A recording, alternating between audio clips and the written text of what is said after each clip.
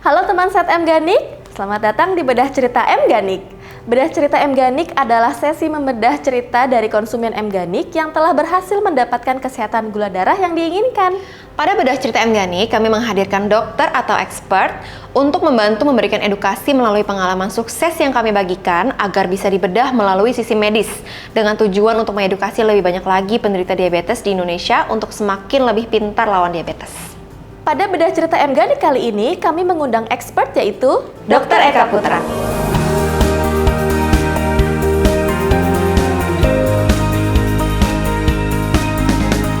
Kali ini kita akan membedah cerita dari Bapak Waskini yang berdomisili di Kabupaten Indramayu, Jawa Barat.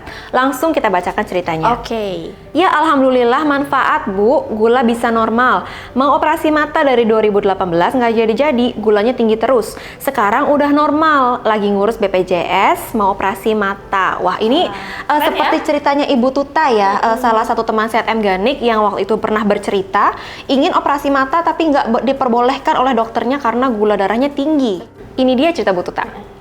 Datanglah itu, saya minum dalam jarak 2 minggu saya minum, rutin. Begitu 2 minggu saya dipanggil lagi sama dokter mata ini karena mau ditindak matanya. Periksalah laptop kembali. Kaget saya, hasilnya luar biasa. Wah, Bu Tuta keren banget ya dari ceritanya karena memang Bu Tuta ini sempat tertunda ya operasi matanya dan alhamdulillah setelah konsumsi M Ganik gula darahnya menurun, akhirnya sudah nih operasi matanya. Dan emang apa ya hubungannya sama gula darah dan operasi mata? Kenapa nggak bisa ya? Saya juga penasaran ya, memangnya kalau misalkan gula darah tinggi artinya nggak boleh operasi ya? Kita langsung tanya ya sama expert kita, Dr. Eka.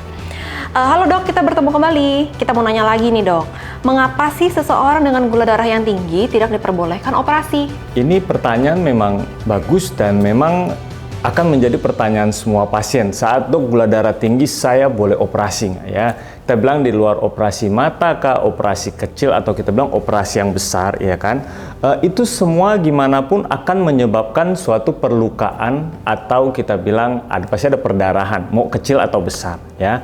Dengan perdarahan seperti itu akan menjadi tempat masuk untuk salah satu yang kita takutkan adalah infeksi, ya, yang terutama adalah bakteri.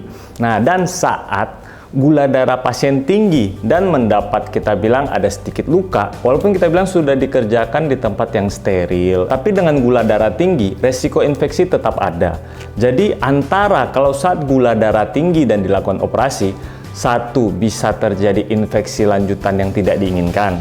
Dua, otomatis penyembuhan juga pasti lebih lama. Karena balik lagi saya selalu bilang, gula darah tinggi akan mengganggu fungsi kerja tubuh. Salah satunya adalah pemulihan setelah luka atau pasca operasi. Makanya dokter selalu menyarankan gula darah harus normal dulu baru operasi.